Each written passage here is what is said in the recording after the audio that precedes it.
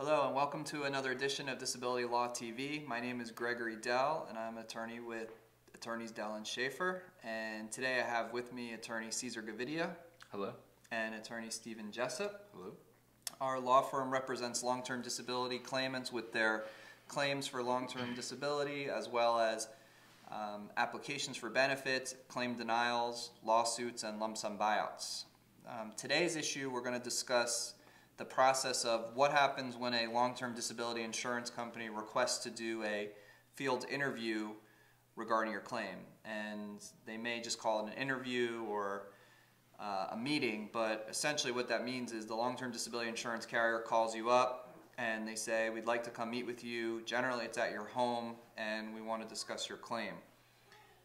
What I wanted you to know was that if they're calling you up and they want to come talk to you about your claim, it's definitely not to check to see how you're doing and to try to make you feel better. You see, the long-term disability carriers are trained to all about return to work. And when they come to see you, they want to see what's your condition now to see if you're able to return to work. So you have to be prepared to answer every single one of their questions that is consistent with the language in your policy, because they're looking to see that you're going to give answers that would allow you to basically get back to work or no longer meet the definition of disability. So in this session I want to talk to Steve and Cesar about your experience with some field interviews. I know that Steve, you had 2 today in our office. I know that you both and myself, we fly all over the country attending these field interviews. We attend these field interviews by phone. We work with our clients all the time on field interviews. Cesar, you just got back from Alabama yesterday. So like, for example, today, Steve, you had this field interview. What was the atmosphere like with 2 different disability insurance companies in the field interview? Well, they always seem to send more the charismatic people to come try to do those, make it seem more friendly, more open.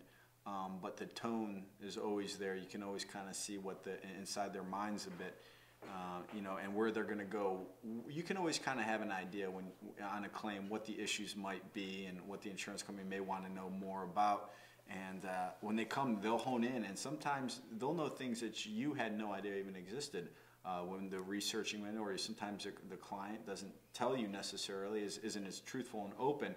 So they'll start bringing up certain things, and they're looking basically, like you said, for a way to show you don't meet their definition on a strict technicality maybe, or that you're able to end up going back to work. Or, what were your motives? Did you have a secondary motive for wanting to file for your disability, which was one of the cases and one of the ones I had today. I think that people need to realize that the individuals that are doing these field interviews are usually employed by the disability insurance company, and they're specially trained, and they do nothing but these field interviews, and they come on a specific mission to obtain specific information. They generally generate a 6 to 12 page report as to what their findings are, and they have also specific instructions, whether it's from the claim examiner who's handling the claim, a manager, a director, or a physician, or someone at the company to find out specific information. Steve, you said something about that the carriers would even know more things about you that aren't even really related to the claim, or than you wouldn't expect. What did you mean by that? Well, there was a surprise in one of mine today that the client had never told me. Numerous phone calls I had, that he had let his policy lapse on a handful of occasions, and I never knew that. And it came up because the way his policy is written, and I remember from reviewing the policy, that if you let it lapse and you reinstate, any condition, according to this policy and what the insurance company's position was, any condition you had prior to that lapse can no longer be used as a basis for a new disability claim. Fortunately, all the conditions that have developed happened from since that last lapse, but that was something, that I was never informed of the client, and, all the conversations I had with him on the policy.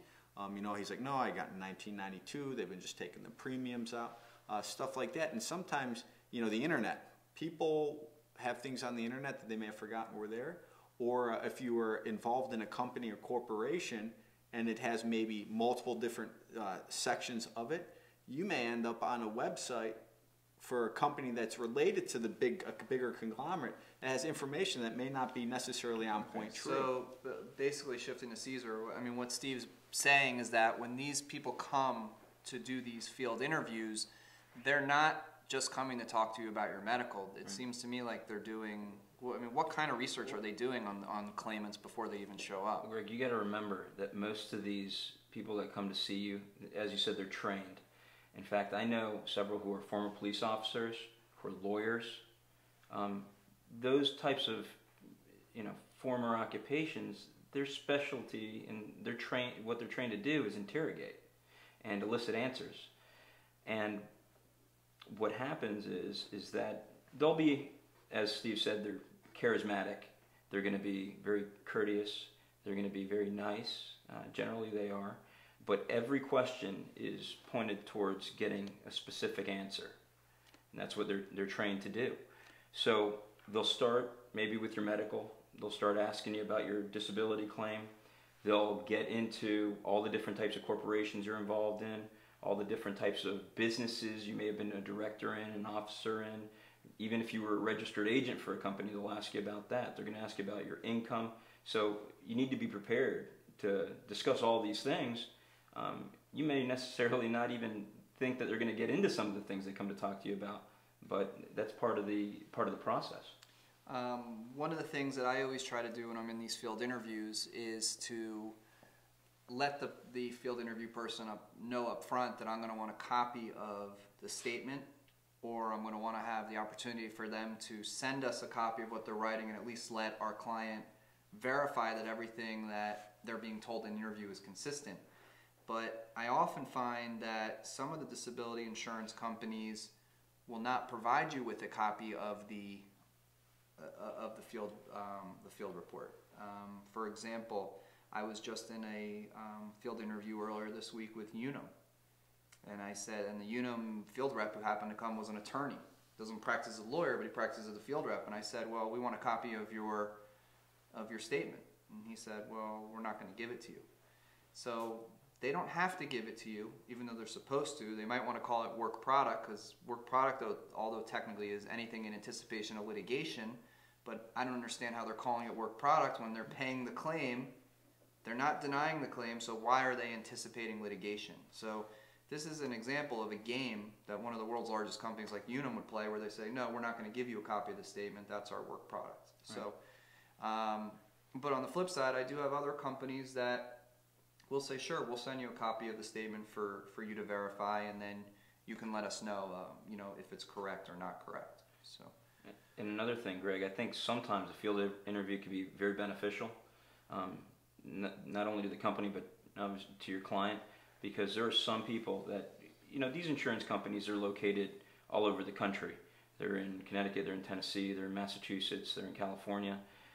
They may not necessarily think about coming out to see your client. They may not be doing surveillance on the claimant, but that person may be so disabled. They may be walking with a cane. They may be in a lot of pain, and visibly, observably, completely and totally disabled.